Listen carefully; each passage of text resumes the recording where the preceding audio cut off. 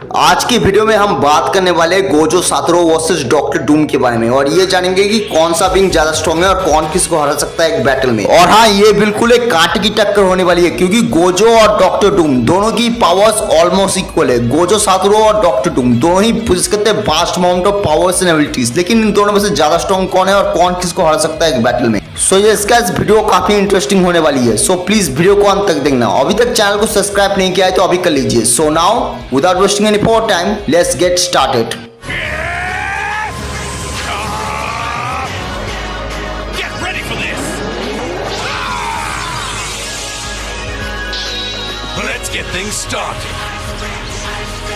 सो पहले मैं अगर बात करूं गोजो सातोरू की, सो गोजो है strongest sorcerer in jujutsu Kaisen universe and second strongest character in जेजेके। आप इसकी पावर्स का अंदाजा इस बात से लगा सकते हो कि जब गोजो सातोरू पैदा हुआ था तो उसके सिर्फ पैदा होने से पूरा का पूरा वर्ल्ड बैलेंस बिगड़ गया था। लिटरली एकदम से सॉर्सरर की एनर्जी बहुत ही ज्यादा अमाउंट में इंक्रीज हो गई थी और लिटरली कर्स स्पिरिट की एनर्जी बहुत ही ज्यादा कमजोर हो गई थी। अगर मैं बात करूं इसकी पावर्स एंड एबिलिटीज के बारे में, तो सबसे पहली चीज वो पोजेस करता है सुपर ह्यूमन स्ट्रेंथ। गोजो की स्ट्रेंथ किसी नॉर्मल ह्यूमन की स्ट्रेंथ से बहुत ज्यादा है। वो अपने पंचेस से, लिटरली अपने पंचेस से मोटे कंक्रीट के दीवारों को तोड़ सकता है, वो भी बहुत ही आसानी से। उसके पास है सुपर ह्यूमन स्पीड। अब गोजो बहुत ही ज्यादा फास्ट है, लिटरली वो साउंड की स्पीड से भी ज्यादा तेज ट्रैवल कर सकता है। इसके अलावा वो एक्सपर्ट है in hand to hand combats और उसकी फाइटिंग स्किल्स और फाइटिंग टेक्निक को समझ पाना तो बहुत ही ज्यादा मुश्किल है। इसके पास है 6 साइज, जिसकी मदद से वो किसी भी कर्स एनर्जी को बहुत ही इजीली सेंस कर सकता है। इसके अलावा उसके पास है इंफिनिटी। अब ये एक डिफेंसिव टेक्निक है जिसकी मदद से गोजो अपने आसपास एक शील्ड क्रिएट कर लेता है जो कि उसके और उसके अपोनेंट के बीच की डिस्टेंस को इन्फिनाइट कर देता है।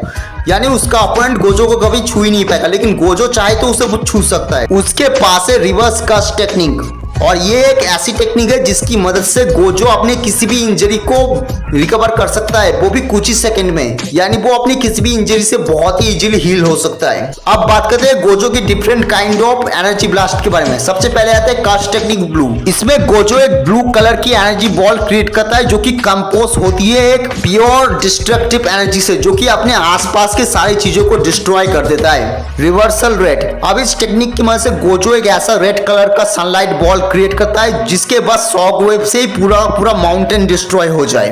होलो पर्पल।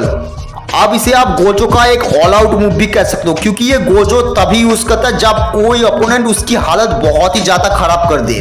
बेसिकली ये कर्स टेक्निक ब्लू और रिवर्सल रेड का कॉम्बिनेशन होता है जो कि अपने पाथ में आने वाली किसी भी चीज को एग्जिस्टेंस से इरेज कर देता है।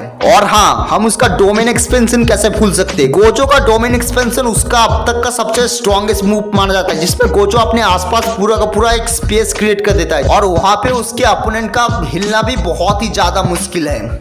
So doctor Doom Marvel cinematic universe का एक ऐसा विलन जिसके सामने पूरे वर्ल्ड के मोस्ट स्ट्रॉन्गेस्ट सुपर हीरोज भी कुछ भी नहीं है। उसके पास बहुत सारी एबिलिटीज है, जिनमें से पहली चीज आती है उसकी सुपर ह्यूमन स्ट्रेंथ। वो 90 टन्स को अपने बेस फॉर्म में ही लिफ्ट कर सकता है और उसके आर्मर के साथ तो उसकी स्ट्रेंथ और भी बहुत ही ज्यादा इंक्रीज हो जाती है। डॉक्टर डूम का आर्मर एक मिस्टीरियस मैजिकल आर्मर है जो कि कंपोज हुई है high strength titanium nuclear alloyed से। डॉक्टर डूम का आर्मर इतना ज्यादा एडवांस है कि वो उसे प्रोवाइड करता है एबिलिटी टू टाइम ट्रैवल।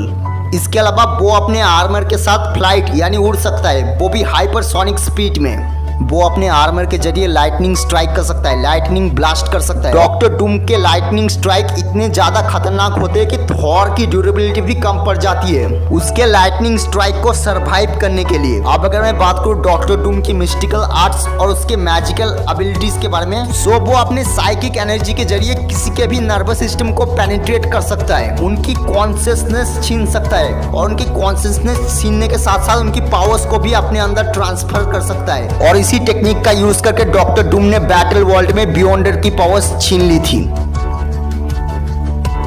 अगर मैं बात करूं गोजो वर्सेस डॉक्टर डूम की, सो अगर मैं बात करूं एमसीयू की, सो मुझे तो नहीं लगता कि एमसीयू में डॉक्टर डूम को इतना ज्यादा स्ट्रॉन्ग दिखाया जाएगा कि वो गोजो को यहाँ पे डिफीट कर पाए। लेकिन मैं अगर बात करूं डॉक्टर डूम इन कॉमिक्स, तो यहाँ पे पूरा मामला पूरा सा उल्टा ही पड़ जाएगा क्योंकि डॉक्टर डूम कॉमिक्स में एकदम नेक्स्ट लेवल का कैरेक्टर है। उसने प्लैनेट बस्टर से लेके मल्टीवर्स लेवल फीट परफॉर्म की है कॉमिक्स में। सो यस, गोजो तो कभी डॉक्टर डूम को कॉमिक वाले वर्जन में कभी हरा ही नहीं पाएगा।